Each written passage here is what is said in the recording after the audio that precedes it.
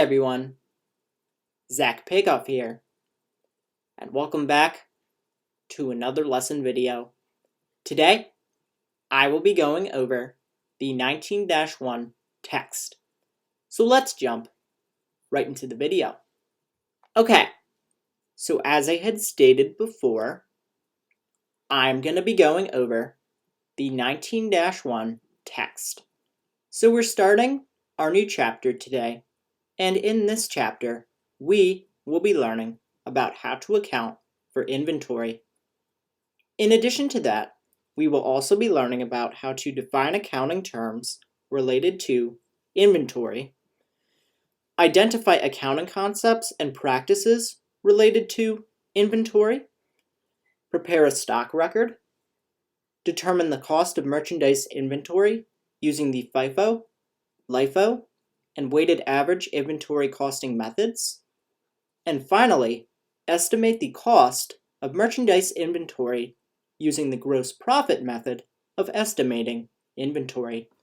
Alright, so now that I've read over the learning objectives, let's jump right into the 19-1 text. Alrighty, so now we're going to be moving on to the 19-1 text, which is the first lesson in Chapter 19. And in this lesson, we will be learning about determining the quantity of merchandise inventory.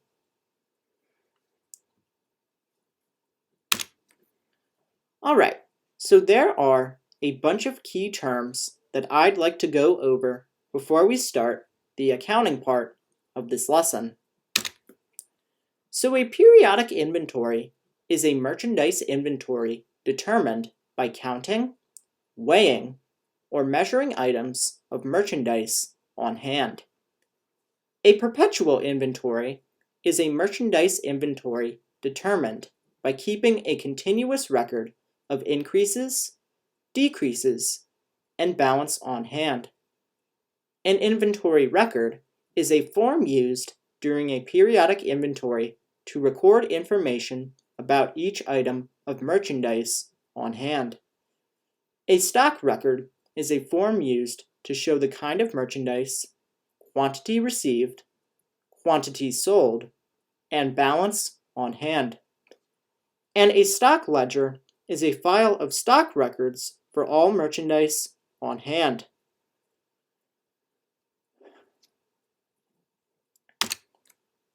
Okay, next we're going to be talking about filling out, completing, and analyzing an inventory record.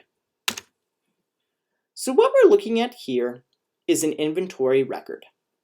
And when we fill out, complete, and analyze an inventory record, there are a few steps that we have to follow in order to complete this process. First, we write the stock number and description before the periodic inventory begins.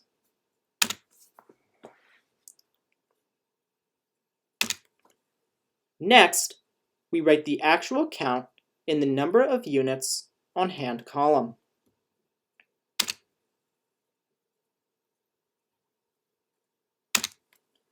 And finally, we write the unit price and calculate the total cost after the physical inventory is completed.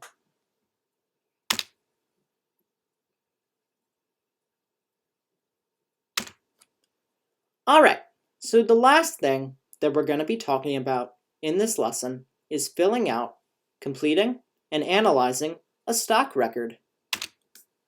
So what we're looking at here is a stock record. And when we fill out, complete, and analyze a stock record, there are a few steps that we have to follow in order to complete this process. First, we write the purchase information.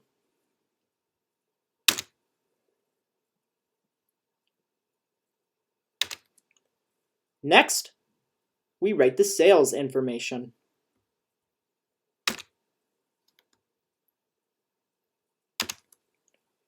And finally, we calculate the new balance on hand.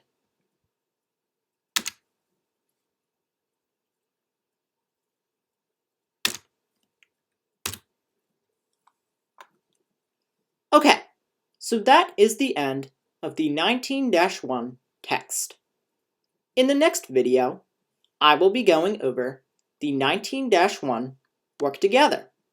All right, thank you.